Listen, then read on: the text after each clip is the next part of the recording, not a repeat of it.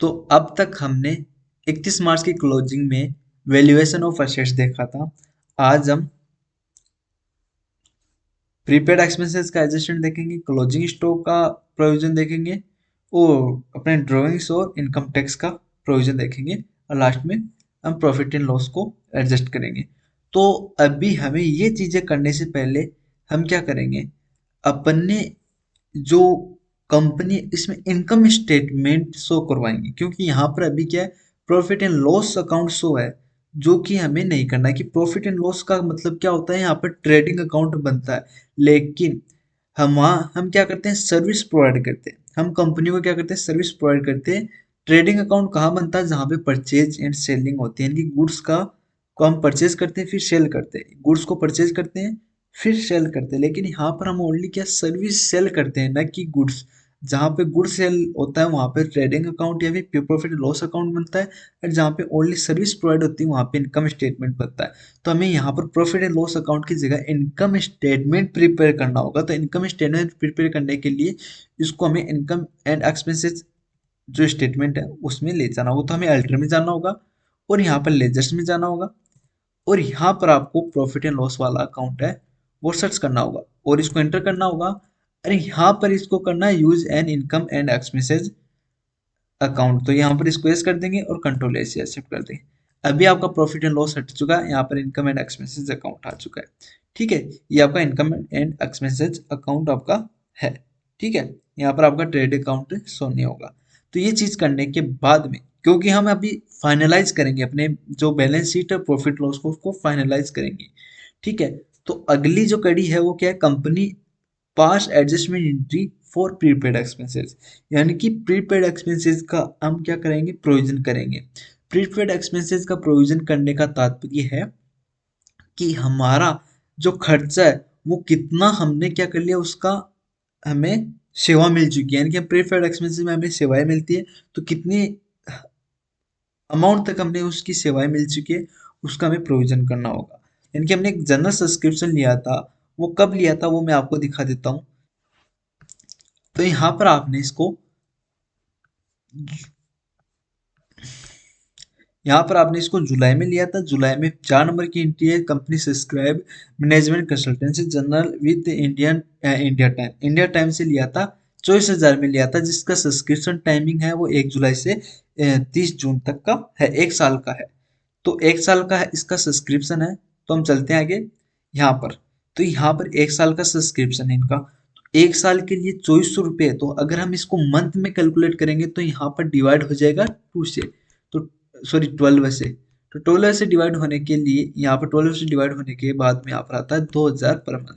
तो 2000 per month आपका subscription आता है। हमने कितना यूज दिया, 1 जुलाई से सब्सक्रिप्शन स्टार्ट हो चुका है, तो जुलाई जुलाई अगस्त सितंबर अक्टूबर नवंबर दिसंबर जनवरी फरवरी मार्च, 1 2 3 4 5 6 7 8 9, यानी कि 9 मंथ के लिए हमने इसका सब्सक्रिप्शन है वो यूज कर लिया। यानी कहने का मतलब है कि हमने एक जो न्यूज़पेपर है उसमें हमने इश्तिहार डाला है, अपनी जो सर्विस से संबंधित हमने एड डाला है, ये समझ के चलो कि हमने एडवर्टाइजमेंट डाला है, जो कि उनको 12 महीने लगातार करना है। लेकिन अभी हमने 9 मंथ का जो एडवर्टाइजमेंट है वो हो चुका है कंपनी का, यानी कि 9 मंथ का एडवर्टाइजमेंट है वो हमारा इसी साल हो चुका है। तो इसी साल के 9 मंथ के एडवर्टाइजमेंट का जो खर्च है उसको दिखाएंगे, क्योंकि हमने प्रीपेड जनरल सब्सक्रिप्शन लिया। प्रीपेड का मतलब है कि हम उसका पेमेंट पहले कर देते हैं और सेवाएं बाद में मिलनी होती है, जबकि हमने पेमेंट तो कर दिया है लेकिन फुल्ली सेवाएं हमें नहीं मिली है। वही है अपना रिचार्ज हम करते हैं, तो हमने रिचार्ज कर लेते हैं, फिर हमें उसको जैसे 666 का हमने रिचार्ज किया जियो का, तो यहाँ पर आपको 3 महीने की सर्विस मिलनी होती है, तो वो डे बाय डे मिलती है, आपको एक दिन में नहीं मिलती, वो डे बाय डे मिलती है। तो वो आपका जब तक नहीं मिलती तब तक आपकी एसेट्स होती है, जब आपकी कंप्लीट हो जाती है तो वो खर्चा हो जाता है, एक तरीके का खर्च हो चुका है।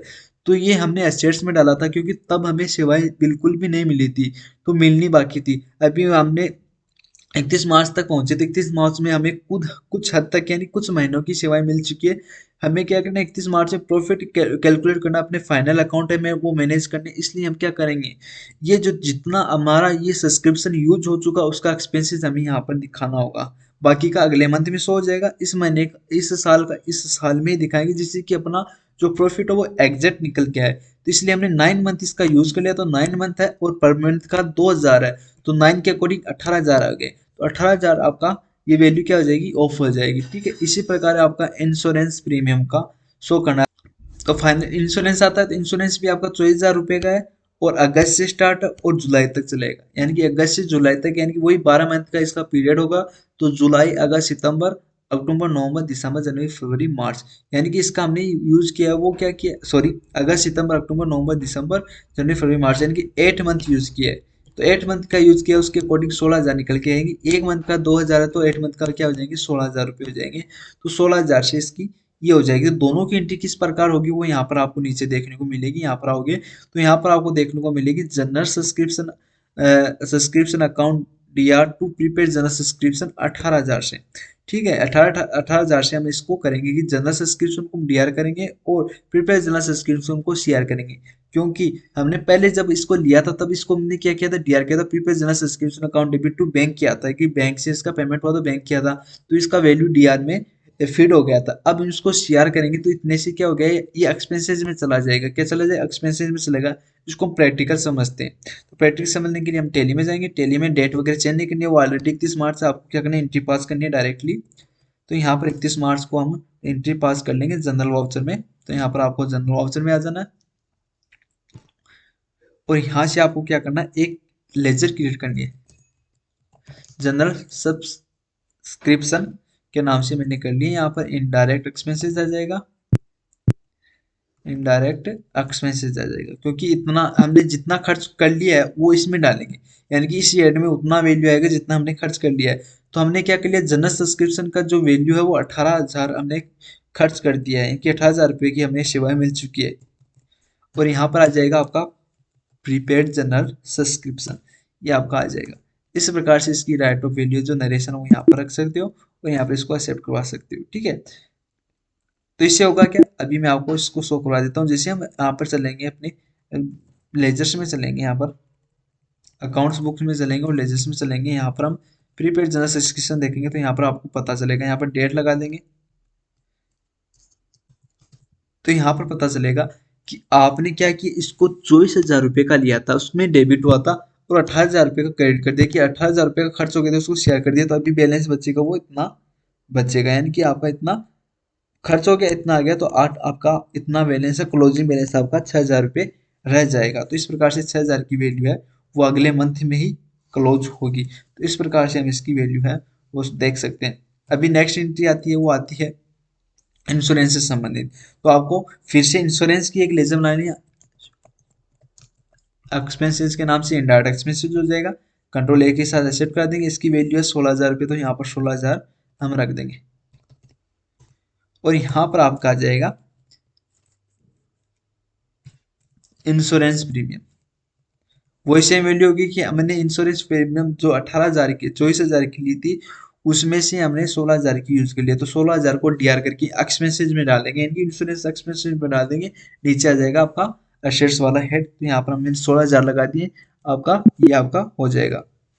ये 8,000 का आपका शेष रह जाएगा, उसी प्रकार सेम है। तो इस प्रकार से ये हो जाएगा, तो ये आपका 7 में चला जाएगा। फिर आपका आता है नेक्स्ट एंट्री आती है, वो आती है provision for provision entry for income tax, यानी कि आपने एक वित्तीय वर्ष का इनकम, आपको इनकम टैक्स भरना होता है।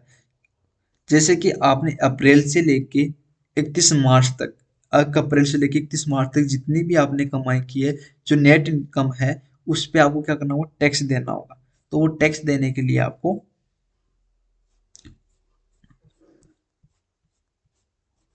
यहाँ पर एंट्री पास करनी होगी टैक्स की।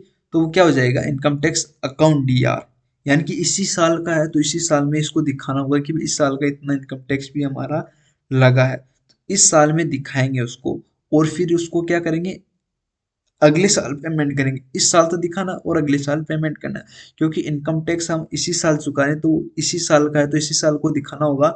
और उससे क्या क्या अपना प्रॉफिट उतना कम हो जाएगा, कि उतना और कम हो जाएगा, कि जैसे कि मुझे 1 लाख का प्रॉफिट हुआ है, उसमें से मैं 16,000 का इनकम टैक्स चुका रहा हूँ, तो उसमें 16,000 कम हो जाएगा। वो आपको 84,000 से शो करना होगा प्रॉफिट। तो 84,000 से तब शो होगा ना जब आप इनकम टैक्स उसमें से लेस करोगे।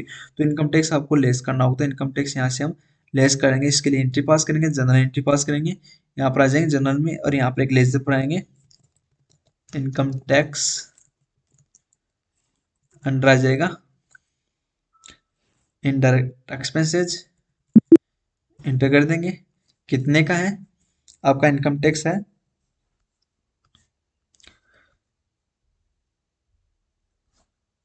आपका इनकम टैक्स यहाँ पर शो रखा है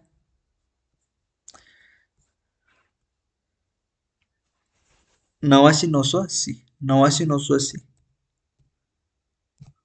आपका इनकम टैक्स है 89,980 रुपये। तो ये आपको लगा देना, फिर एंटर कर देना, फिर सीआर कर देना। अल्टर सी से सीआर इसलिए किए कि हमें ये अगले साल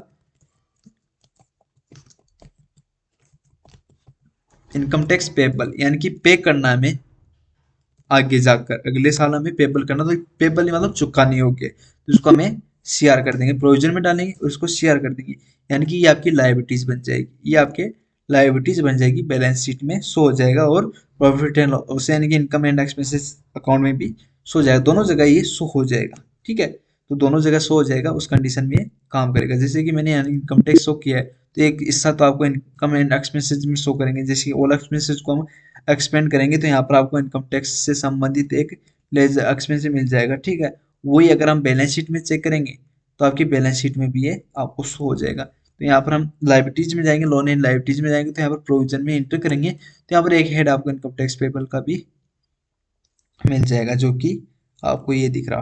तो इस प्रकार से हमें दोनों जगह इसको स्टेबल करना होता है। ठीक है, जैसे कि अपनी जो फाइनल अकाउंट है उसमें हर एक चीज को शामिल कर सके, तो ये आपका इनकम टैक्स भी उसमें शामिल हो चुका है। फिर next, stationery consumer closing stock on date 31 March 2023 और भारत 33,800 रुपये। तो यहाँ पर आपका जो वैल्यू है वो 33,800 रुपये शो रखा है, तो वो भी आपको अपने बैलेंस शीट में लाना होगा। अब मैं आपको एक रीजन बता देता हूँ कि कई फर्म है वो क्या करती है कि जितना भी स्टेशनरी का आइटम है वो खरीद लेती है, अब क्या होती है उसको उसी साल में राइट ऑफ कर देती है, उनके पास पड़ा रहता है, फिर भी उसको उसी साल में ही दिखाती है, आगे नहीं लेके जाती। जबकि कुछ कंपनियां इसको आगे लेके जाती है। जैसे कि मान लो मैंने इस साल में काफी सारा स्टेशनरी का सामान परचेज किया, अब कुछ सामान शेष रह गया जो कि इस साल यूज नहीं होगा, अगले साल यूज होगा। इस साल यूज नहीं होगा, अगले साल यूज होगा, तो अगले साल के खर्चा नहीं बढ़ेगा, अगले साल का खर्चा नहीं, यही अगले साल काम आ जाएगा।